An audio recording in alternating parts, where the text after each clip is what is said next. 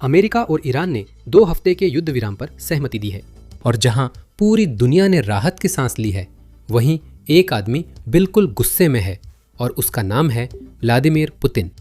रूस उस समझौते से क्यों नाराज है जो जाने बचा और तेल सस्ता किया?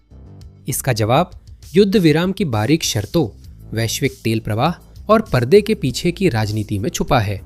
शांति की तरह दिखने वाली स्थिति चुपचाप मॉस्को की युद्ध आमदनी घटा रही है और वो देश जिसे पुतिन अपनी मदद करने वाला समझता था, शायद उनके पैरों तले जमीन खींच चुका है। तो चलिए जानते हैं कि क्रेमलिन के लिए ये अब तक की सबसे बुरी खबर क्यों है, जब से उन्हें एहसास हुआ कि यूक्रेन इतनी आसानी से हार मानने वाला नहीं है। राष्ट्रपति ट्रंप ने यह संभव किया।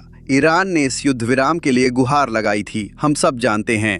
राष्ट्रपति के रूप में आज विश्व शांति के लिए बड़ा दिन है। 8 अप्रैल को डोनाल्ड ट्रंप ने बताया कि अमेरिका ने ईरान के साथ 2 हफ्ते के युद्ध विराम पर सहमति दी है।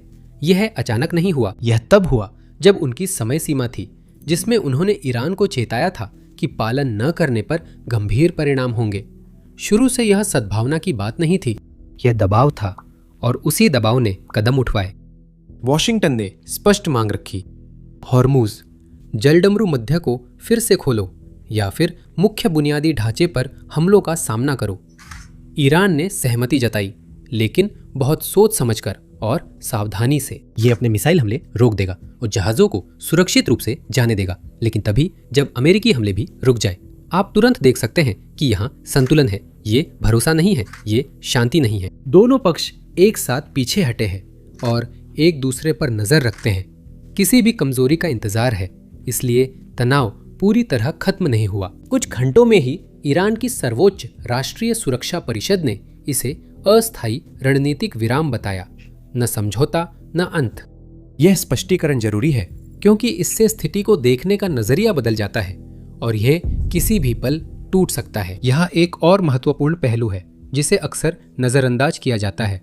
यह समझौता अपने आप नहीं हुआ, इसे शहबाज शरीफ ने आगे बढ़ाया, जिन्होंने हस्तक्षेप किया और वाशिंगटन और तेहरान के बीच पाकिस्तान को एक पुल बना दिया। पाकिस्तान अपनी उस भूमिका पर बेहद गर्व करता है जो उसने इस उल्लेखनीय सफलता को हासिल करने में निभाई है, जो पाकिस्तान की राजनयिक टीम की पेशेवरता और समर्पण के बिना संभव नहीं हो पाती।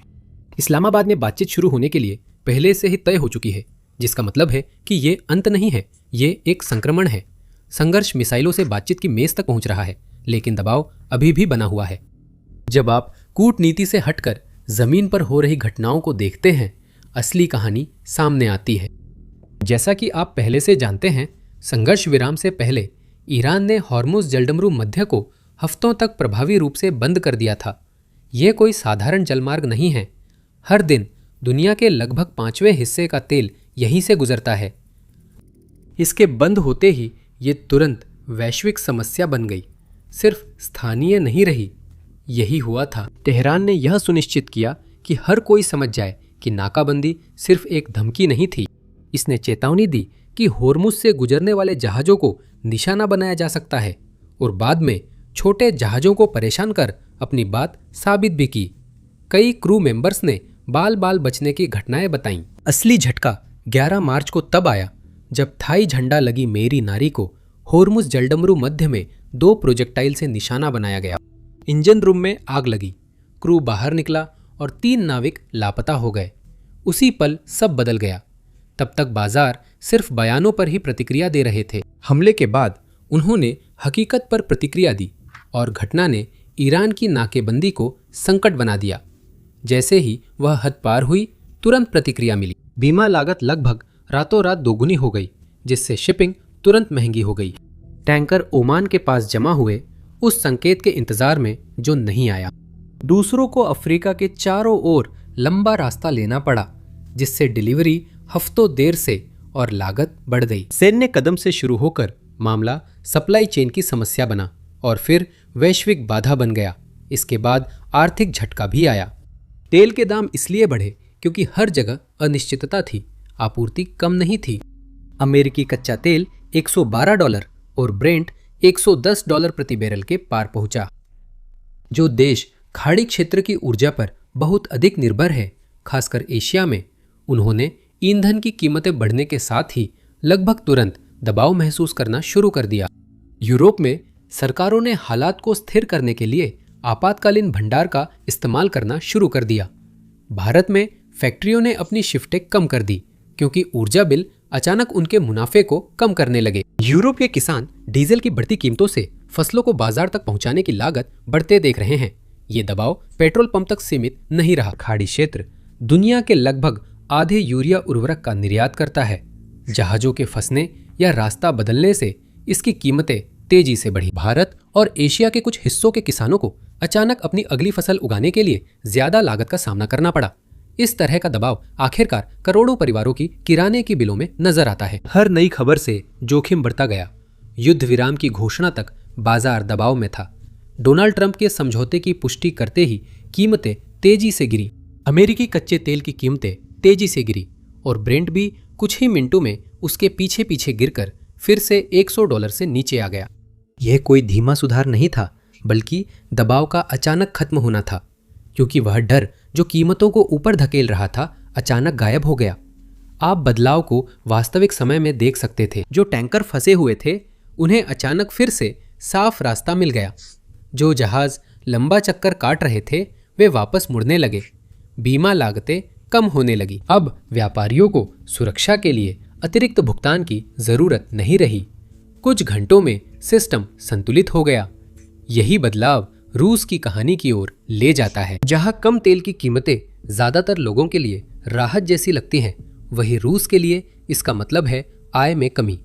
तेल और गैस उसके संघीय बजट का लगभग 1/4 हिस्सा बनाते हैं। वह पैसा सैन्य अभियानों को समर्थन देता है, अर्थव्यवस्था को स्थिर करता है और प्रतिबंधों के प्रभाव को झेलने में मदद करता है। संकट के दौरान ऊंची कीमतों ने मॉस्को को बिना किसी अतिरिक्त प्रयास के अतिरिक्त राहत दी थी। तेल की कीमत में हर $10 का बदलाव राजस्व में अरबों रूबल का फर्क ला सकता है। क्रेमलिन के फंड्स पर लगातार गिरावट का गहरा असर पड़ रहा था, जिससे चीजें सुचारू रूप से चलाना मुश्किल हो रहा था।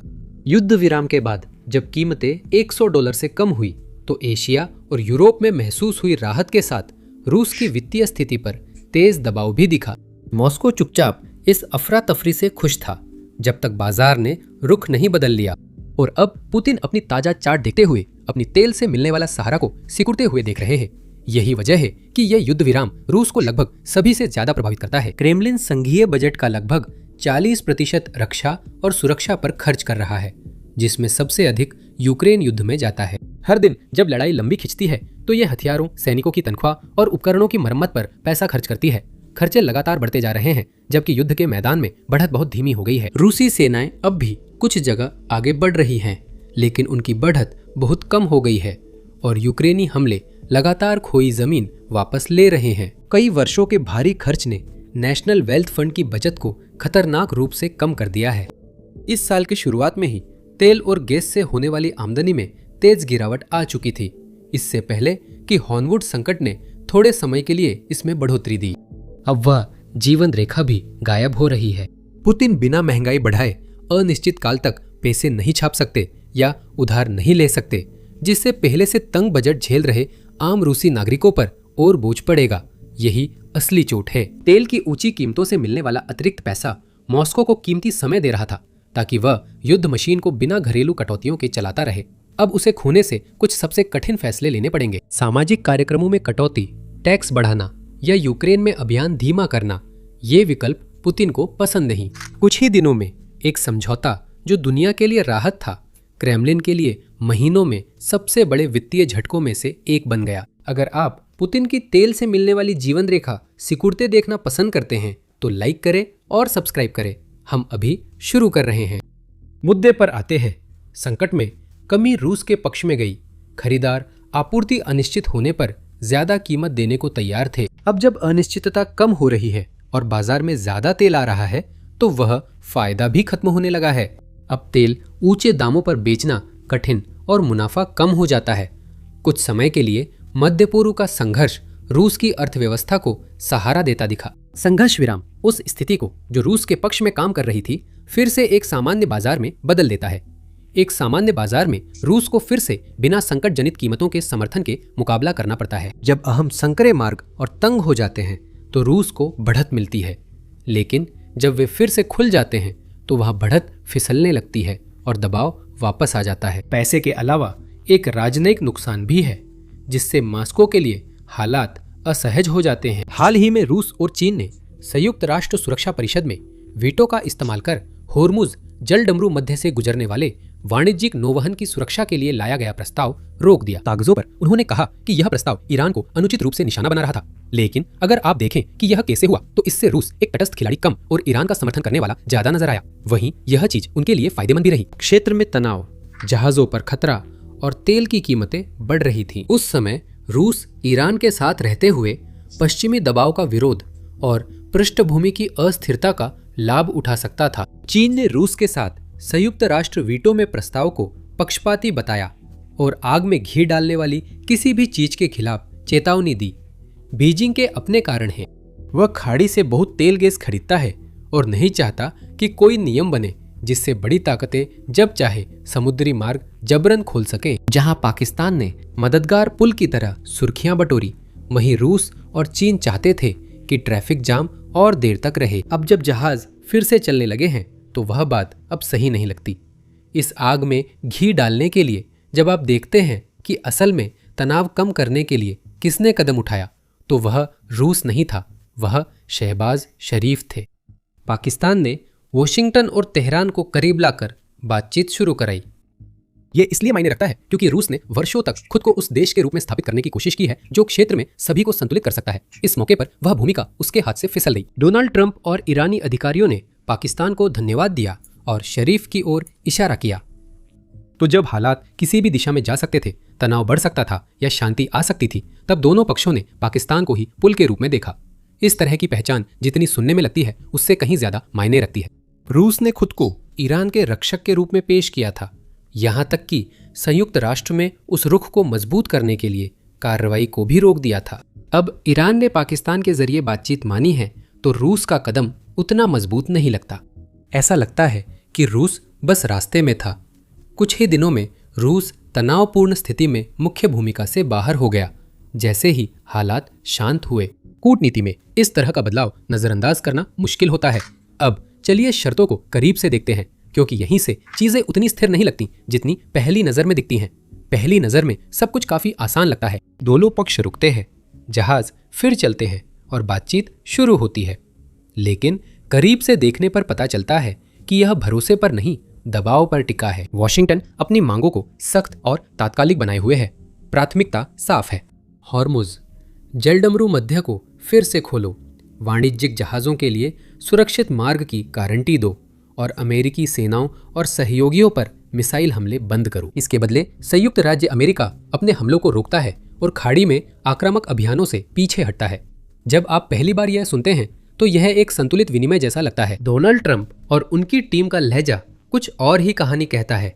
इसे भरोसे के रूप में नहीं पेश किया जा रहा, इसे इस शर्त पर पेश किया जा रहा है कि ईरान युद्ध विराम बनाए रखे। अगर वह जरा भी चूकता है तो प्रतिक्रिया तुरंत होगी। ट्रंप ने ईरान के 10 सूत्रीय प्रस्ताव को बातचीत की अच्छी शुरुआत बताया।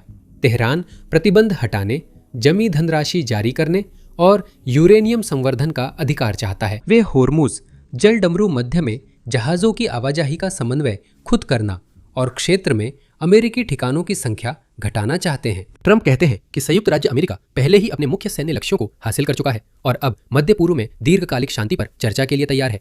दोनों पक्ष यहाँ किसी न किसी तरह की जीत का दावा कर रहे हैं। हर कोई कैमरों के लिए मुस्कुरा रहा है, लेकिन चुपचाप अपनी उंगलियां ट्रिगर पर रखे हुए है। जब आप ईरान की ओर ध्यान देते हैं तो तस्वीर और बड़ी हो जाती है। तेहरान सिर्फ दबाव का जवाब नहीं दे रहा है, बल्कि वह ये तय करने की कोशिश कर रहा है कि आगे क्या होगा। ईरान चाहता है कि अमेरिका प्रतिबंध हटाए, जमी हुई संपत्तियां मुक्त करे, यूरेनियम संवर्धन का अधिकार माने, होर्मुज पर उसका प्रभाव रहे, क्षेत्र में अमेरिकी सैन्य उपस्थिति घटे और उसके सहयोगियों की सुरक्षा हो। ईरान चाहता है कि संयुक्त राष्ट्र सुरक्षा परिषद इन शर्तों को अंतर्राष्ट्रीय कानून में शामिल करने के लिए बाध्यकारी प्रस्ताव लाए। ये कदम बातचीत को युद्ध के मैदान से बाहर ले जाता है और एक ऐसी स्थिति में पहुंचा देता है जहां ईरान गोलीबारी बंद होने के बहुत बाद तक भी अपनी ताकत बनाए रख सकता है। जब आप दोनों पक्षों को एक साथ रखते हैं तो अंतर बहुत स्पष्ट हो जाता है। संयुक्त राज्य अमेरिका इस समय जो हो रहा है उस पर ध्यान केंद्रित कर रहा है। यह स्थिरता, खुला नौवहन और तत्काल सुरक्षा गारंटी चाहता है। ईरान बहुत आगे की सोच रहा है। वह इस मौके का इस्तेमाल ऐसे बदलावों के लिए कर रहा है जो आने वाले वर्षों तक उसकी स्थिति को बदल सकते हैं। जहां दोनों पक्ष एक ही समय पर पीछे हट रहे हैं, वे बहुत अलग कारणों से पीछे हट रहे हैं। एक वर्तमान को नियंत्रित करने की कोशिश कर रहा है, दूसरा भविष्य को नया रूप देने की कोशिश कर रहा है। संघर्ष विराम पहले जितना मजबूत दिख रहा था, अब उससे कहीं ज्यादा नाजुक महसूस होने लगा है। ऐसा नहीं है कि दबाव खत्म हो गया है, बल्कि दबाव ने अपनी दिशा बदल ली है। यही वह जगह है जहां बड़ा सवाल उठता है। अब जब हम संघर्ष विराम को समझ चुके हैं, तो यहां से आगे वास्तव में यह किस दिशा में जाएगा? ठीक है, कोई साफ रास्ता नहीं है, लेकिन दोनों पक्षों के व्यवहार से यथार्थवादी रास्ता दिखने लगता है। राष्ट्रपति ने हमें उन तरीकों का इस्तेमाल न करने के लिए कहा है। उन्होंने हमें बातचीत की मेज पर आने के लिए कहा है। लेकिन अगर ईरानी बिल्कुल वही काम नहीं करते, तो उन्हें पता चल जाएगा कि संयुक्त राज्य अमेरिका के राष्ट्रपति हल्के में लेने वाले नहीं हैं। वह अधीर हैं, वह प्रगति करने के लिए अधीर हैं। उन्होंने हमें ईमानदारी से बातचीत करने के लिए कहा है, और मुझे लगता है कि अगर वे भी ईमानदारी से बातचीत करते हैं तो हम एक समझौता कर पाएंगे। लेकिन ये बहुत बड़ी शर्त है, और आखिरकार ये ईरानियों पर निर्भर करता है कि वे कैसे बातचीत करते हैं। मुझे उम्मीद है कि वे सही फैसला लेंगे। वैश्विक स्थिरता के लिए सबसे अच्छी स्थिति में युद्ध विराम सिर्फ बना नहीं रहता, बल्कि और मजबूत होता है। इस्लामाबाद में बातचीत रफ्तार पकड़ती है, तनाव कम होता है और होर्मुज जलडमरू मध्य बिना किसी रुकावट के खुला रहता है। जैसे जैसे ये प्रवाह सामान्य होते हैं, कीमतें संकट के उच्च स्तर से काफी नीचे बनी रहती है। दुनिया के अधिकतर हिस्सों में यह नतीजा राहत देता है। यूरोप में पेट्रोल सस्ता होता है, एशिया की फैक्ट्रियों की ऊर्जा लागत कम होती है और सप्लाई चेन सामान्य होती है। लेकिन उसी समय वही नतीजा कहीं और दबाव बनाता है। रूस को जो फायदा मिल रहा था वो खत्म हो जाता है। ऊंची कीमतें मॉस्को को ज्यादा राजस्व दे रही थी। कीमतें गिरने और सप्लाई लौटने से बफर कम होता है, जिससे क्रेमलिन को सैन्य खर्च, घरेलू प्राथमिकताओं और रूस यूक्रेन युद्ध में वो कितने समय तक दबाव बनाए रख सकता है, इस पर कठिन फैसले लेने पड़ते हैं। अगर इस्लामाबाद में बातचीत जल्दी टूट जाती है, तो ईरान के पास एक साफ विकल्प है जिसे वो फिर से इस्तेमाल कर सकता है। वो होर्मुज के रास्ते पहुंच को सीमित कर सकता है। जब वैश्विक तेल प्रवाह का 5वां हिस्सा खतरे में हो, तो बाजार तुरंत प्रतिक्रिया देता है। कीमतें फिर से नाकेबंदी जैसी ऊंचाई छू सकती है, युद्ध प्रीमियम लौट आता है और शिपिंग लागत बढ़ती है। अचानक वही हालात फिर से उभरते हैं जिन्होंने पहले रूस की मदद की थी। एक तीसरा रास्ता भी आता है जिसमें शिपिंग आंशिक रूप से शुरू होती है। बीमा महंगा रहता है क्योंकि जोखिम बना रहता है। बाजार शांत दिखते हैं पर पूरी तरह निश्चिंत नहीं होते। कीमतें अस्थिर मध्य स्तर पर रहती हैं। रूस के लिए इसका मिला जुला असर है। ज्यादा लाभ खत्म होते हैं पर कुछ फायदा रहता है।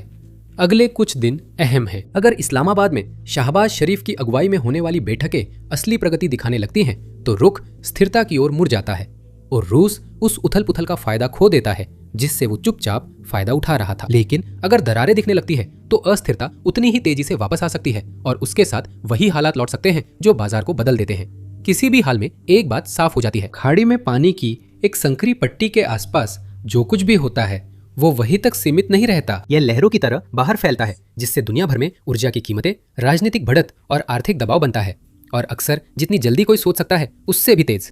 आखिरकार आगे जो भी हो, वह उस एक सच्चाई को नहीं मिटा सकता जो हम अभी देख रहे हैं। क्रेमलिन को एक बड़ा झटका लगा है। रूस ने खुद को मध्य पूर्व में लंबे समय तक चलने वाली परेशानी से फायदा उठाने के लिए तैयार किया था। उसने तय किया था कि वो अस्थिरता से मुनाफा कमाएगा, लेकिन अब परेशानी उम्मीद से ज्यादा तेजी से कम हो रही है और क्रेमलिन गिरती कीमतों को देख रहा है। नक्शे के एक कोने में शांति की कोशिशें दूसरे कोने में मुश्किलें ला सकती है। दुनिया देख रही है कि एक चोक पॉइंट खोलना किसी की रणनीति रोक सकता है। ये युद्ध विराम दिखाता है कि वैश्विक संबंध गहरे हैं। स्थानीय तनाव में कमी दूर देशों में शक्ति और पैसे का संतुलन बदल सकता है। रूस के लिए ऊंचे तेल दामों का फायदा अब रुक गया है। आने वाले हफ्तों में वे कैसे समायोजन करते हैं, ये बहुत कुछ बता सकता है कि जब बाहरी झटके उनके पक्ष में नहीं होते, तब उनकी स्थिति वास्तव में कितनी मजबूत है। कहानी अभी सामने आ रही है, लेकिन इस शांति में पहला साफ तौर पर नुकसान उठाने वाला वही देश है जिसे अराजकता से सबसे ज्यादा लाभ हो सकता था।